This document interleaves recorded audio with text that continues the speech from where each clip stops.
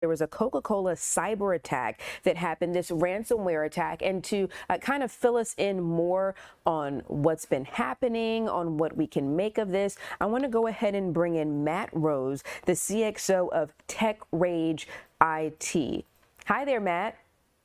Hey, thanks for having me. Absolutely. Thank you for being here with us today. Okay, so what do you make of this ransomware attack? Can you fill us in on what you know about what happened? Yeah, so basically Coca-Cola saying that their Fairlife, which is their milk that they sell, that they had a disruption operation the end of last week, and they filed with the SEC that they've basically shut down the operation. So essentially, they've said that there's no contamination of the milk or things like that, which is good. But basically, whatever's happened has forced them instead to just shut down and not make any more milk at the time being. And they still, as of just a minute ago when I checked, they still have not announced any update to that. Wow. And they're saying it's from a cyber attack. Okay, so break this down for us. When it comes to a cyber attack at a corporation like Coca-Cola, when you say no contamination, what could happen? What is the realm of possibility when it comes to a cyber attack infiltrating the system and the product line? Yeah, so I think what they're trying to say is like there's no infiltration, meaning like there's, nobody changed the recipe, nobody got physically into the facility and put something in the milk that would have harmed anybody physically. What seems to have happened though is there's a cyber attack. I think ransomware has been mentioned.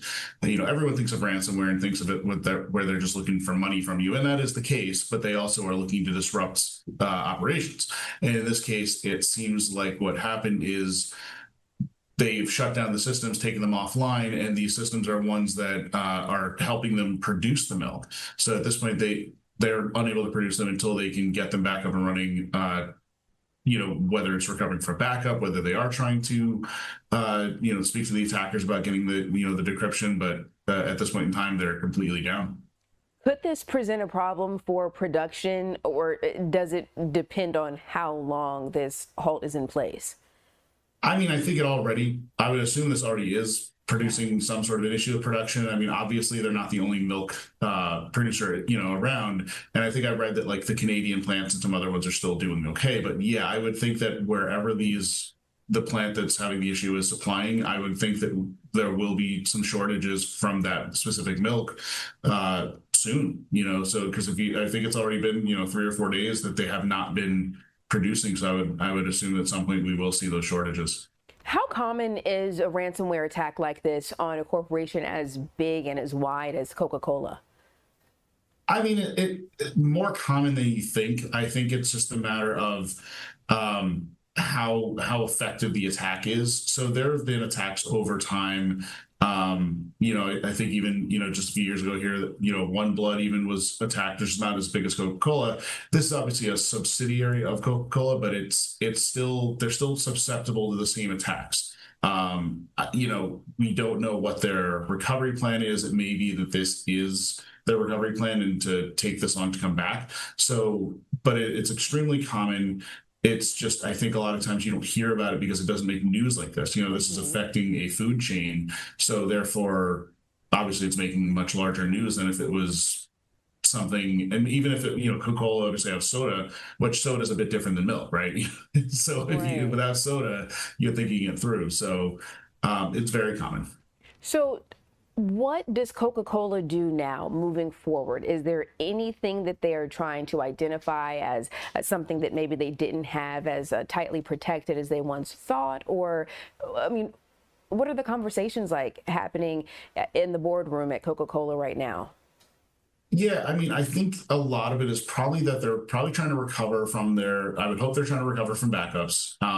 And that depends on how far back they may have found out the attacker through the system. It's not uncommon for somebody to get into a system and stay there for months. In fact, it's typically common for it to be almost 6 months. So if they know that the attacker kind of has a foothold in their system, they might be trying to figure out how to recover and make sure this doesn't just happen again, because it's pretty common to recover your data and then find out that a day or two later, the attackers sort of just re-encrypt it because the same vulnerability was still there. So they are likely trying to figure out what they can do to come back up properly. And I'm sure that whether it's now or once they're back in the running, they will have to really look at what they can do better in the future.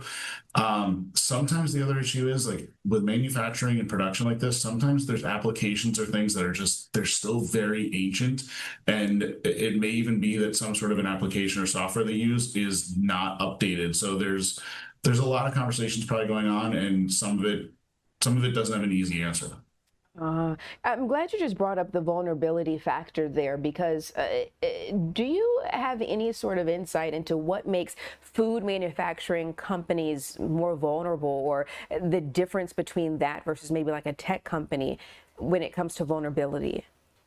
Um, I mean, I think in general, I mean, first off, a lot of times it's, attackers don't necessarily go after food or hospitals, but in Right. some case they do. So it sort of depends on the group that's going after you and how kind of, how really they really want to hurt humanity. I would say the difference between, let's say, a tech company is going to have vulnerabilities that are just really based upon the newer version of an application. I've talked about on the station before, but vulnerabilities come out all the time. You can just get the new version of a software on your phone or your computer, and just while they're introducing a new feature, they make a vulnerability. Hmm. In food, production, or really any sort of manufacturing, it's not just that, but you're also a lot of times running on software that may have been written by the company or written honestly 10, 15, 20 years ago. And sometimes you're trying to you're trying to balance between, you have to keep making the product and making money versus this piece that really you shouldn't be using, but if you don't use it, there's maybe something going on. So even for a company as big as Coca-Cola, that's not necessarily easy to overcome Yeah. sometimes. So I think it's just the vulnerabilities sometimes are not just new, they're old, and it's a risk that they sometimes take to keep producing the product. Yeah. Thankfully, in this situation, the product quality and the safety were not Mhm. compromised. But do you think this could be a wake-up call for other companies out there? Something to look at and consider. I mean, it always should be a wake up call for every company, because again, right now it's a company this big, and that has, I think, the specific subsidiary of Coca-Cola, I think, had $4 billion revenue, which is obviously quite a bit. But I still think you have to realize this can happen to any company. They may target a food company of that size, but that doesn't mean they're not going to take the data and take what happens to a smaller company. So you may think you're small, you may think you don't matter, but you do, and they can still hold you hostage. They can still try to get your data. They can still try to affect your business. So any company could be affected. So you should always be looking at what your plans are and how you could recover if something like this Yeah. happens to you. Any word yet on what this particular company was after? And not yet. I don't think Coca-Cola has even released or any information about who the group was. I would guess there was a ransomware involved. Could it be political in some way? Maybe, but obviously the world we live in, there always could be Yeah. political. But we don't know anything yet. I'm assuming at this point they're going to get themselves back up and running, and then we'll start seeing more information come out via SEC filings and otherwise.